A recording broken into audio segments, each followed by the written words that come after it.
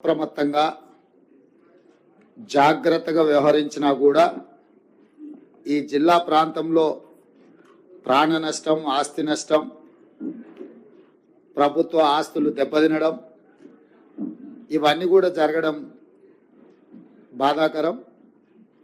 అందుకే సచివాలయం నుంచి, కమాండ్ కంట్రోల్ రూమ్ నుంచి ప్రత్యక్షంగా అధికారులు, మంత్రులు, నేను పర్యవేక్షిస్తూ అన్ని రకాల సహాయక చర్యలు చేపట్టి రాష్ట్రంకు వచ్చిన విపత్తు నుంచి రాష్ట్రాన్ని కాపాడే ప్రయత్నం చేస్తూనే ఉన్నాం. ఈరోజు అందులో భాగంగా మహబూబాబాద్ జిల్లా కలెక్టర్ కార్యాలయంలో అధికారుల నివేదికను తీసుకొని అధికారులకు, అదేవిధంగా జిల్లాకు సంబంధించిన మంత్రులు, ఇన్ఛార్జ్ మంత్రి గారికి సూచనలు చేస్తూ సహాయక చర్యలు చేపట్టడానికి ఈ సమావేశంలో నిర్ణయించడం జరిగింది. ఈ జిల్లా పరిధిలో 4 మృతి చెంది, 2 ఈ జిల్లాకు సంబంధించిన వాళ్ళు, 2 పక్క జిల్లాకు సంబంధించిన వాళ్ళు, 4 చనిపోవడం బాధాకరం. అదేవిధంగా రోడ్లు కూడా డ్యామేజ్ అయినాయి, 8 రోడ్లు, అదేవిధంగా ట్యాంకులు, అదేవిధంగా పంచాయతీరాజ్కు సంబంధించిన రోడ్లు, నేషనల్ హైవేస్కు సంబంధించిన రోడ్లు, అదేవిధంగా క్రాప్ డ్యామేజ్, దాదాపుగా పంటల నష్టం 27,639 ఎకరాలు, దాదాపుగా 30,000 ఎకరాల పంట నష్టం.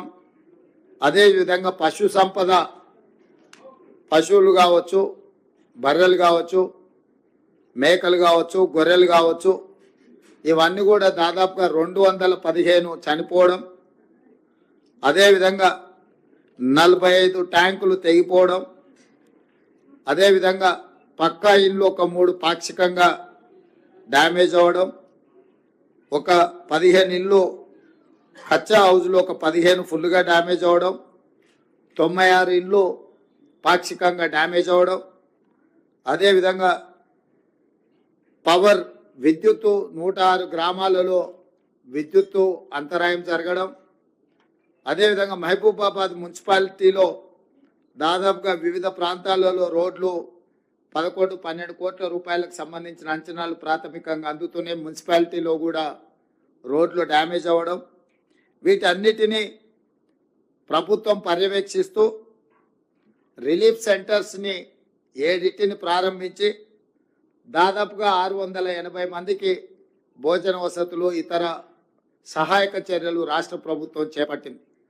సీతారామ తండా అర్ధరాత్రి 3 గంటలకు వచ్చిన వరద ఉధృతితోని తండలో ఉన్న వాళ్ళని అందరిని కూడా అత్యధికంగా వర్షం వచ్చి అక్కడ కల్వర్టు రోడ్డు కొట్టుకపోయి అక్కడ కారులో 2 చనిపోయి ఆ తండా ప్రజలందరూ బిక్కుబిక్కు అంటుంటే ఎస్ఐ గారు అక్కడికి వెళ్ళి సహాయాన్ని అందించి వాళ్ళందరినీ కూడా కాపాడి ఆ తండాకు అండగా నిలబడ్డందుకు ఆ ఎస్ఐ గారిని కూడా, ఎస్ఐ గారి పేరు నగేష్ అనే ఎస్ఐ సహాయక చర్యలలో ధైర్యంగా వాళ్ళకు అండగా నిలబడ్డందుకు రాష్ట్ర ప్రభుత్వం నగేష్ ఎస్ఐని కూడా అభినందిస్తుంది. ముఖ్యంగా రెవెన్యూ సిబ్బంది, పోలీస్ సిబ్బంది నిరంతరం అహర్నిశలు పనిచేయడము, అప్రమత్తంగా ఉండడము, ప్రజలకు సహాయక చర్యలు చేపట్టడం వల్ల ఈ జిల్లాలో పరిస్థితులు అదుపులోకి వచ్చినాయి. తక్కువ ప్రాణ నష్టం, తక్కువ ఆస్తి నష్టం జరిగింది. అందుకే రెవెన్యూ, అదేవిధంగా పోలీస్ అధికారులను, సిబ్బందిని నేను అభినందిస్తున్నా. అదే సమయంలో చనిపోయిన కుటుంబాలకు, ప్రతి కుటుంబానికి, చనిపోయిన ప్రతి వ్యక్తికి 5 లక్షల రూపాయల నష్టపరిహారం ఇవ్వాలి అని ఈరోజు ప్రభుత్వం నిర్ణయం తీసుకున్నది. నేను కలెక్టర్ గారికి, ఇన్ఛార్జ్ మినిస్టర్ గారికి ఆదేశాలు ఇస్తున్నా. తక్షణమే ఆ కుటుంబాలకు ఆ సహాయక చర్యలు అందించే విధంగా చేపట్టాలి. అదేవిధంగా కారేపల్లికి సంబంధించిన ఒక సైంటిస్ట్ వాళ్ళ తండ్రి చనిపోవడం, ఆ కుటుంబాన్ని నేను ప్రత్యక్షంగా ఇప్పుడు పరామర్శించి వాళ్ళ ఇల్లు కూడా కట్టుకునే పరిస్థితి లేదు, ఆ కుటుంబానికి ఇందిరమ్మ ఇల్లు ఒకటి మంజూరు చేయమని కూడా అధికారులకు, అదేవిధంగా మంత్రి గారికి సూచన చేయడం జరిగింది. ఇక్కడ 3 తండాలు, మర్పెడ మండలానికి సంబంధించి 3 తండాలు ఎప్పుడు అధిక వర్షం వచ్చినా దాని ప్రభావానికి లోనవుతున్నాయి. కాబట్టి కలెక్టర్ గారికి నేను ఆదేశాలు ఇస్తున్నా. ఆ 3 తండాలను సురక్షితమైన ప్రాంతానికి తరలించి ఒక కాలనీని తయారు చేసి ఒకే దగ్గర వాళ్ళందరికీ ఇండ్ల పట్టాలు ఇవ్వడమే కాకుండా వాళ్ళందరికీ ఇందిరమ్మ ఇండ్లు ఇచ్చి ఒక మంచి కాలనీని ఒక ఆదర్శ కాలనీగా తీర్చిదిద్ది వాళ్ళకి అన్ని మౌలిక వసతులు ఏర్పాటు చేసే విధంగా ప్రతిపాదనలు తీసుకొని వచ్చి ఈ జిల్లా మంత్రులు ఇన్ఛార్జ్ మంత్రి గారి ద్వారా ప్రభుత్వం అనుమతి తీసుకొని తక్షణమే ఆ పనులను చేపట్టాల్సిందిగా నేను సూచన చేస్తున్నా. దాని మీద కూడా నివేదికలు తయారు చేసుకోవాలి. అదేవిధంగా ఈ పశు సంపద ఏదైతే చనిపోయిందో పశువులకు 50,000 రూపాయలు మనం ఇస్తున్నాం నష్టపరిహారం, గొర్రెలకు మేకలకు 5,000 రూపాయలు నష్టపరిహారం ఇస్తున్నాము. తక్షణమే ఆ నష్టపరిహారాన్ని కూడా అంచనా వేసి అగ్రికల్చర్ అండ్ రెవెన్యూ సిబ్బంది వాళ్ళు వెళ్ళి ఈ నష్టాన్ని కూడా ఏం జరిగిందో యానిమల్ హస్బెండరీ డిపార్ట్మెంట్ను కూడా ఇన్వాల్వ్ చేసి ఈ నివేదికలు తయారు చేసి వాళ్ళకి నష్టపరిహారం ఇవ్వండి. అదేవిధంగా దాదాపుగా 30,000 ఎకరాల పంట నష్టం అంటున్నారు.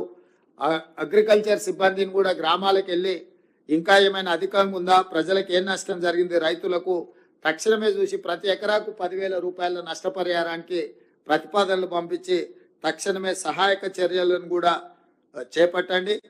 అదేవిధంగా ఇప్పుడు ఈ రోడ్లకు సంబంధించి కానీ హౌజెస్కు సంబంధించి కానీ ప్రధానమంత్రి ఆవాస్ యోజన కింద ఇట్లా ప్రమాదాలు జరిగినప్పుడు ఈ ఇండ్లు పోతే కేంద్ర ప్రభుత్వం నుంచి కూడా మనము నష్ట సహాయాన్ని వాళ్ళకు సహకారం అందించడానికి నివేదికలు పంపించవచ్చు.